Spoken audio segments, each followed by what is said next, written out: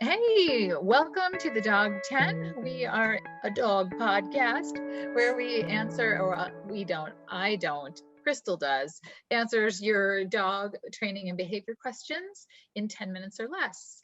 And I am Kara Ochterberg. I am an author and advocate for shelter dogs and rescue. And the star of the show is actually Crystal Dunn, and she is a dog trainer and behaviorist. True? Sure, And also yes. podcaster on the Farfetched. So we're going to jump into this question that came from somebody, let me look at it again, named Liz, who asks, why is my dog so insanely jealous when my boyfriend hugs and kisses on me? She whines and gets all crazy. So jealousy, that's our topic today. What are your thoughts on this one? Yeah, so this brings up the question, right? Can dogs feel jealousy? Do dogs feel jealousy? And I think anybody who has two dogs or a dog, they probably know that that's true. They absolutely do feel jealousy. I heard this danced around a lot in the science community when it comes to dog behavior, but yeah, they get jealous. It's a thing. Of course, they want all of your attention for themselves. Right. They're dogs. That's like their sole game in life is to get as much attention from you as possible in most cases. So yeah, dog jealousy is a real thing. Sometimes it's a real problem behavior and the dog will become aggressive towards one person. So there's kind of multiple things you can do here to start addressing this issue. One is you want to teach the dog to share you, just like you would teach a trick, right? So you want a very specific cue that you're going to use, like a sit and a stay. You want to have food ready so you can reward your dog for good behavior. And you want to just kind of set up the exercise. So oftentimes I start very small. I'll have, the two people who are interacting with each other stand a fair distance apart, just within reach. And I'll have the dog sit stay. And then I'll have them do something like just, touch hands, like not even a full high five, just touch hands and then reward the dog. And then you just kind of layer up and make the interaction more and more involved as you go and let the dog know that these interactions that you're having with each other, one, they don't endanger their favorite person, which is often something I think a lot of dogs kind of jump to that conclusion. And two, that sitting by and kind of observing it and not getting in between the people, not growling, barking, becoming, showing aggressive behavior or jealous behavior can be a win for them as well. So maybe jealousy comes more innately to them, but you can teach them this replacement behavior instead that says, this can be a good experience for you too. The thing you don't want to do is bark back at your dog and send them out of the room, because if you're trying to build a positive association with the person your dog doesn't like, and every single time they're around and interact with you, your dog gets ejected, that's not going to do anything for their positive association with that person. They're going to think every time this dude comes around, I get the boot. So that person means even less to me now, right?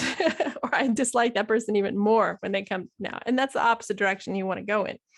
You want your dog to accept that person. So the opposite might be a good idea too. Once you've kind of taught the trick of sitting, staying, maybe on their bed eventually while you sit on the couch and, practice cuddling and toss the dog treats from there. You might also work on bonding your dog more with the other person. And this is really helpful, or it's often really helpful if the person you're with is game for this, if they're interested in bonding with the dog. If they're not, it's much harder. But if they are game, have them walk the dog, have them feed the dog, have them interact with the dog, teach the dog a new trick, do something that's going to bond them together so that that positive association is there. They're going to be a lot more willing to share you, especially if they're the protective type, if they like both the people involved. So that's kind of my go-to for treating that. Now, that's totally different than, like, say, if you have two dogs that are just jealous of each other, right? I have that in the mornings when I read. I do these little morning readings when I'm having my tea early in the morning, and I have this, like, one of those chair and a halves that I got specifically so I could sit with my dog. And Fanny and I have this ritual where I get my tea and I sit down with my book and she gets up next to me, and then inevitably within a few minutes, Otis, who is 65 plus pounds, will jump on my lap and sit on me, and mostly also on, because he's large enough, he's usually on top of Fanny too, and he just sits there. I mean, it's the funniest thing. He doesn't even like, he's not like licking me or anything. It's just like, if I'm going to be cuddling with Fanny, he is going to put himself in the way, and he just plops himself there. Yeah. And ignoring him doesn't do any good. So we just sort of deal with it every day on a daily basis. But I do think it's a jealousy thing, because if I'm sitting there by myself, he doesn't jump up and sit with me. It's still like Fanny is. It's like dog law. If I call one dog in my house, it's a really effective way of recalling the other one first. If I call Winnie, Bruner is going to arrive first. If I call Bruner, Winnie is going to arrive first. It's like you can bank on it, right? It's built in. The dog always wants what the other dog has. Whatever it is, it's always way more valuable. And dog jealousy can be really problematic if it goes too far. For some dogs, they take this very, very seriously, and they will growl, protect laps and stuff like that. In which case I would say, okay, that dog does not belong on your lap. They are using that space to guard you, and that's not healthy or good. But a lot of the time it's harmless. For a lot of dogs who don't take it as seriously, it's just a little healthy competition between friends. But if it's irritating to you, or if you're worried that it's going to go too far, it can just really help to manage your dogs. If you're calling them both to you, tell them to sit when they get to you, so that they're not weaving around each other trying to block the other dog, right? So again, this is where basic obedience comes in handy. It gives you the tools to talk to your dog so you can tell them what you actually want in the moment. It's really just for traffic direction. Is what obedience is great for. But if you notice like that your dogs, compete for treats when you're giving one treats and not the other or whatever, those are kind of hard like boundaries that I set with my dogs. You don't get to steal the other dog's food, especially not out of my hand, but in general. So I'll body block a dog if they try to do that kind of stuff. I'll get between them. Or I'll just put my other hand in between them while I'm delivering food to kind of signal to my dog, like this is their space. When I'm delivering food to their mouth, they don't get to come in and take it. And the same goes for attention in pets, right? You don't get to just come in and take the other dog's attention away from them. So if I am petting one of my dogs and another one comes in and tries to insert themselves between me and the other dog, I will tell them to go. And then I will reward them, or I will praise them for going, and maybe tell them to sit and stay while I finish my interaction with the other dog. And then I'll call them to me and give them attention.